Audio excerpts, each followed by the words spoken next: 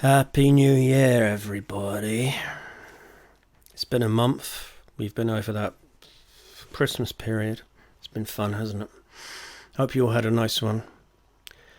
I had a family tragedy, unfortunately, in that nobody died since 2006. I'm back with another reading, the next reading even, from Monsters. You know the drill. We're on to Chapter June now. Chapter June is Chapter June is Chapter 2. I'm in my Tony get up with a fucking ear. Oi, you fucking cunt. You fucking want some? You fucking... that kind of thing. So I'm going to start with that. We'll see how it goes. I'm a bit bunged up. But, you know, aren't we all? Happy Christmas. So, Monsters, Chapter June 2, Anthony.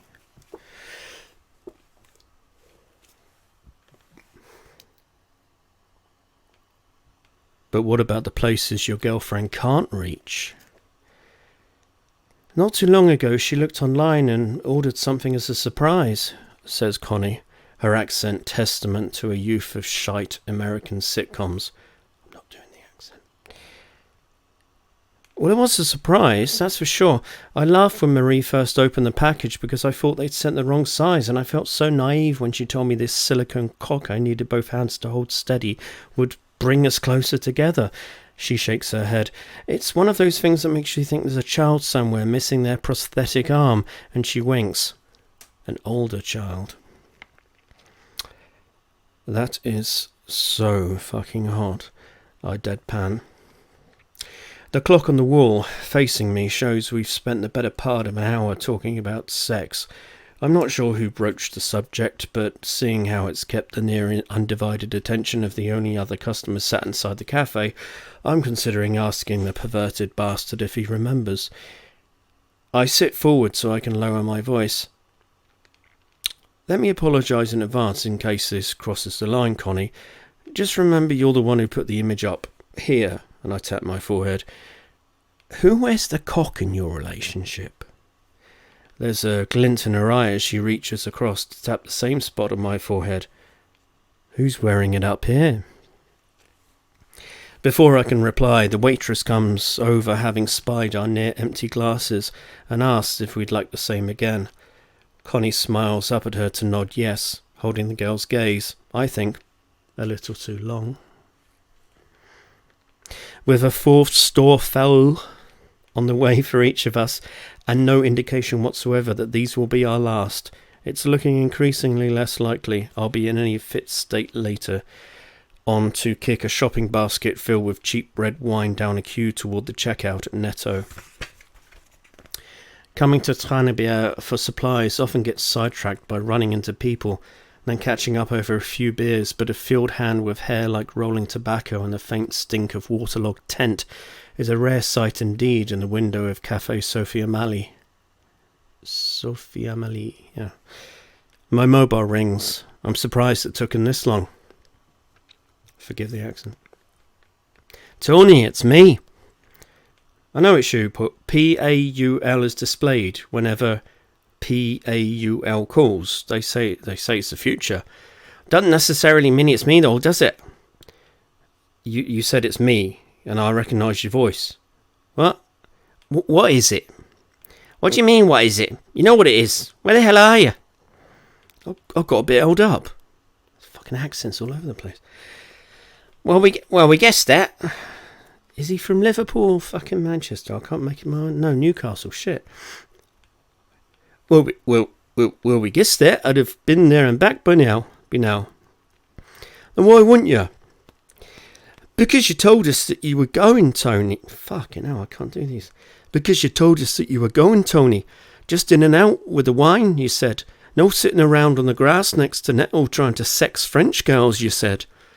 Well, I'm sorry, but knocking back mugs of Jeanne d'Arc in a dusty old stable loses its appeal when someone as goddamn fucking pleasant as Connie, smiles across the table at her, suggests something as goddamn fucking civilised as drinking chilled Gulnadama from a stemmed glass. All right, so it's like that. You do realise that when Nathan shared his wine, it went without saying I didn't turn share mine, don't you? It's not Tony sitting here looking like a right cunt, though, is it? If it's that big a deal, then why not write down? Is it that big a deal you can't be trusted, Tony? I went to buy myself some fucking wine and offered to pick you up a few bottles at the same time, Paul. That's all. If I still haven't picked you up anything, that must be because I haven't actually bought myself anything yet. I'll do as I said when I do, though, okay? I'll take that to mean you're not on your way. Look, I honestly don't know when I'll be back. Connie just ordered us another round. Loud guffawing distorting down the line. Don't make out like it's all Connie's fault. You haven't forgot we got work at 6 tomorrow. I haven't forgotten. Just don't let the team down again. Click. Geordie fucking snob. Trouble in paradise? Huh? Oh, yeah, God, no. With an arch grin, Connie raises her glass to the other kinds of same-sex couples with no shortage of cocks. I clink my glass against hers, and we down our last mouthfuls. You say that, but I bet there's plenty of couples with a cock each and a huge shortage, if you catch my drift. Here's an idea. Gay men evolve cocks which detach and slot together like stickle bricks so that less well-endowed lovers can beef up their package. That sounds very intimate, Tony, but what would happen if the front cock detached during sex? Imagine going to the hospital to have your own cock removed from your ass. She laughs. It'd be better all round if penises evolved to be bigger instead. You raise a valid point, but the trouble would be it wouldn't only be the smallest made larger, but all sizes, so relative to all the other cocks, the smallest would still be the smallest, even if. Smallest doesn't mean small. Exactly. Anything above a certain mass is just a waste anyway. As sizes increase past that point of overkill, it will be the men with the smallest cocks who'd be the last to enter their lover fully.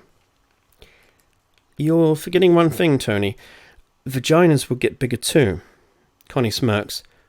Typical male, thinking only they're evolving. Fucking hell, that's right. But I do think we're overthinking this. I nod. Why are we even... Oh yeah, well, last thought. It's not really for me to say, but we're drinking, so bollocks, I'll say it. Overcompensating with preposterous phallic symbols usually signifies some deep personal crisis in men twice Marie's age.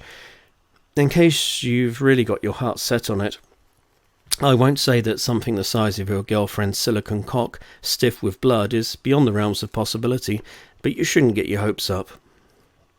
She looks out the window. They do feel a lot nicer with blood in them.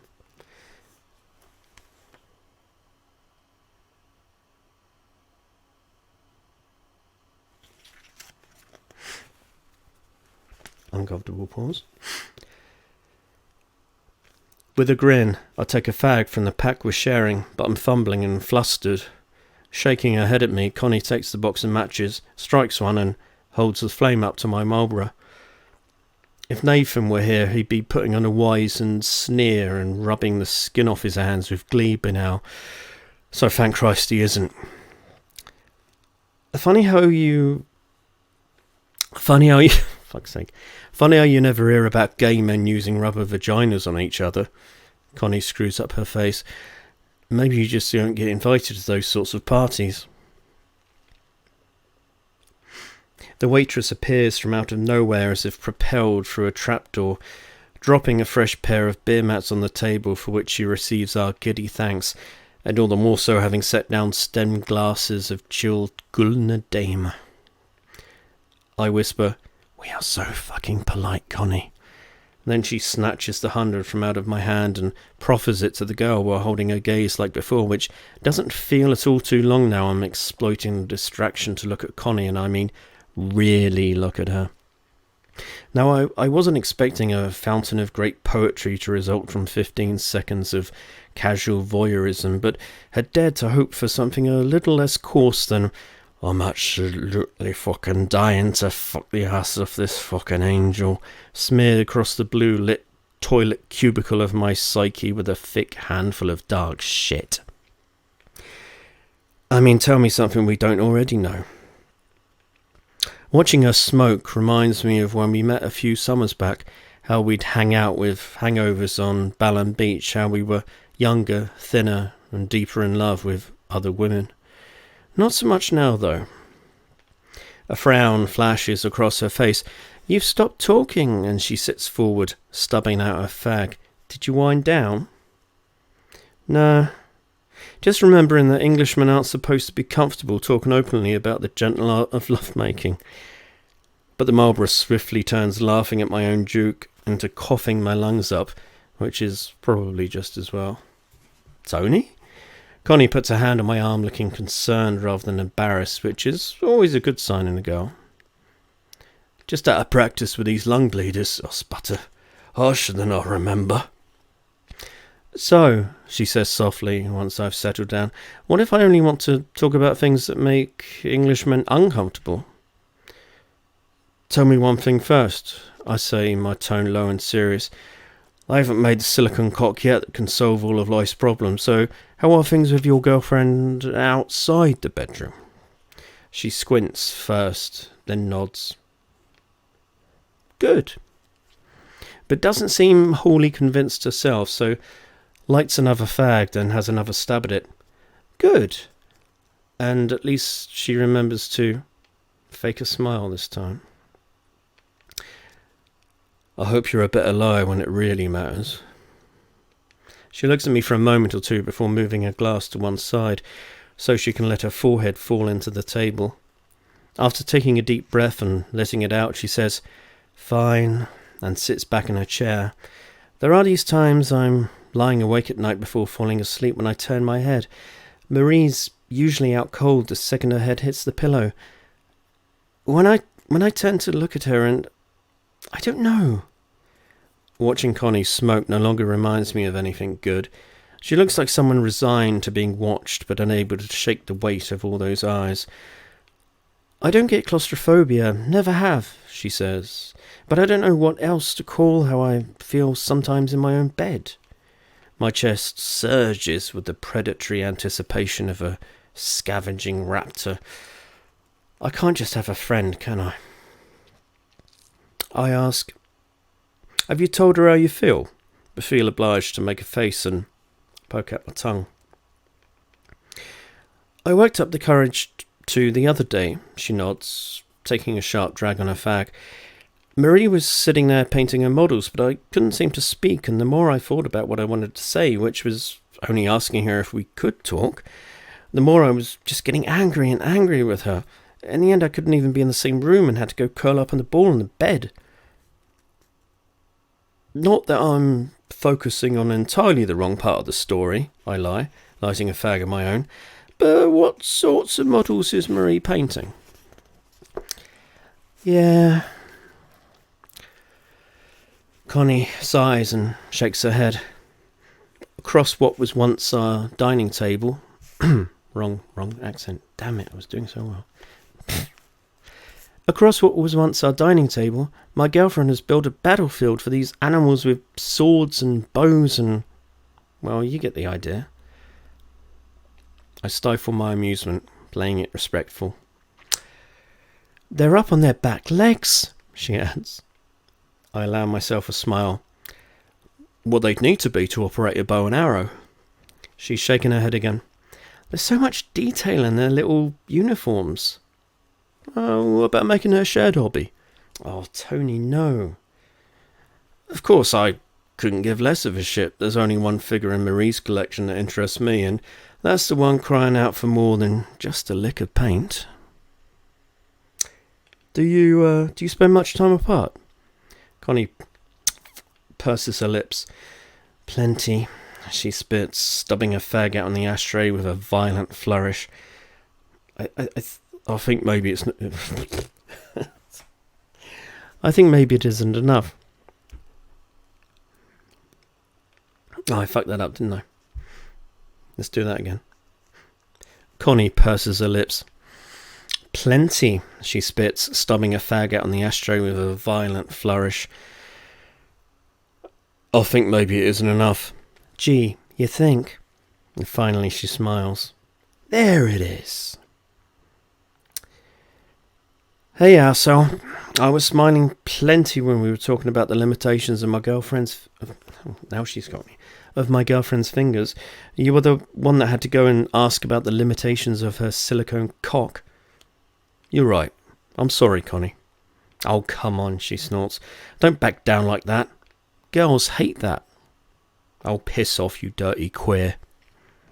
She grins. Better.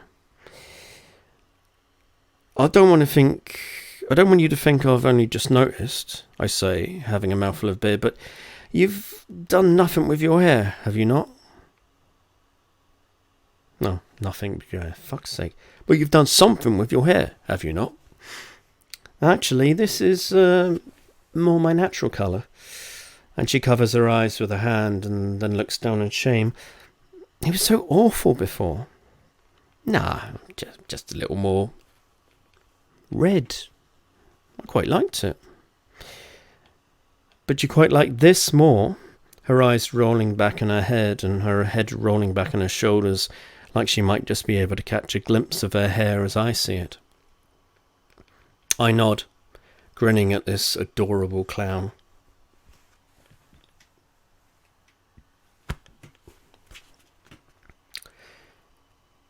Me too. And then she has an idea and flashes that smile. Do you want to see how it looks down? Excuse me. Indigestion. She didn't say that was me. Do you want to see how it looks down? Definitely, I reply, perhaps a little too quickly. I've just been leaving it to grow for months now, and she reaches behind her head to remove a few pins. Dry-lipped for the payoff, I stare intently as Connie's hair, long and thick, brunette with the barest tinge of red, tumbles down her back and falls beside her face. She ruffles it up, doing that shrug girls do when someone's making them feel special, and when she tilts her head questioningly at me, I see the glint is back in her eyes. She'd already been far too heady for a work night, but with the frame of her locks, this beautiful creature before me seems impossibly wonderful. I shake my head slowly in honest disbelief. You're a perfect storm, Connie. She beams at me. I like the way you say my name. Not before the Marlboro is up to my mouth do I realise it's burnt down to the filter. Accents are all over the place.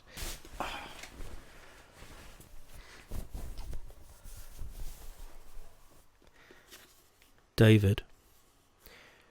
Orion hangs in the eternity over the back wall, and behind it kids are shouting, fighting, and the girls sound drunk, egging on the boys. Sat against the door, another swig, another drag puts you back, tightly packed, with Jack on a coach as it's herded onto abattoir rolling stock at Folkestone. The insides of the Channel Tunnel flash by through the tiny porthole of the Eurostar through the reflection of Jack's blackjack hands in the window.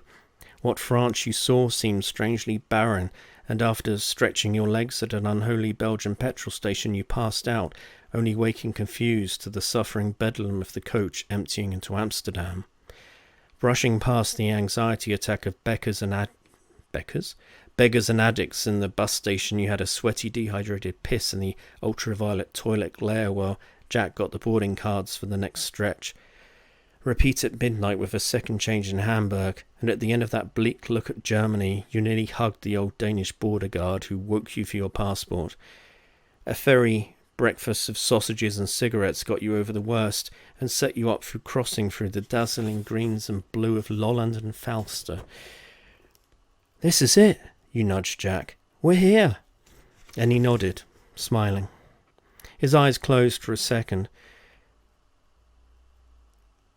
No, you fucked that up. This is it, you nudged Jack. We're here. And he nodded, smiling, his eyes closing for a second. Fucking worthless piece of shit. Fucking bad, right? Sorry, I'll edit that out. Copenhagen train station was... Have I changed my voice again? Copenhagen train station was no place for your guidebook Danish, but staff and strangers grinned at your muddled phrases, giving directions in English. A train to Kalundborg, a ferry to Samsø, strong dark beers and sausages on the sun deck, gawping at girls, nervous and wild as the island crept into view across the Kattegat. Arriving at the farm, a vision turned a corner across the yard, brawny and levered atop his old red tractor, wiping his hands on his jean shorts before shaking your hands with a gruff "Klaus." He took you to a small field, bordered with trees, littered with tents, beer crate and log seats circling yesterday's campfire. The Scots were the first to introduce themselves, cheerful and welcoming, giving you the lowdown and sharing beers. A Dane and a South African came next, then the English, then the French. The Spanish and Italians were mostly too far on the wrong side of insane to be approachable under normal circumstances, but that didn't matter. There were Swedish girls. It rained that first morning of picking, and rocket fuel coffee couldn't cut through your hangover. You collapsed in the wet straw, struggling to light a damp roll-up, when Ron Reagan, Chief Cracker and Beyond Reason American, marched up to tell you to cut that out before you start a fire. A few metres away, a Frenchman called Guillaume frowned at the exchange, hunched over his journal to protect it from the drizzle. You asked him what Dulcinea meant, and he told you. You'll know when you find her. Jack stalked Swedish Emma from row to row and was pelted with strawberries by the English for his trouble. After work, a group of you headed up the coast to the campsite at Selby, where teenagers played crazy golf and adults sat with beer, barbecuing sausages on the beach, their younger children creeping up behind them with jellyfish and sandcastle buckets. Sat around a picnic bench, you watched spellbound as Emma French kissed her friend to celebrate Scandinavian freedom and cheap carton wine. Jack ended up a little way down the beach with Emma that night, but you hadn't noticed until French Guillaume screamed, "Hey girl, don't let him put that thing inside you." You took a picture of everyone together with their feet in the waves. You've still got that photo on your wall. Everyone's smiling. Right. That's that for now. Excuse the long wait. If, I've actually got like a paying job doing, well, actually this, but better, not having drunk mulled wine. I still want to complete these, but I don't know, I might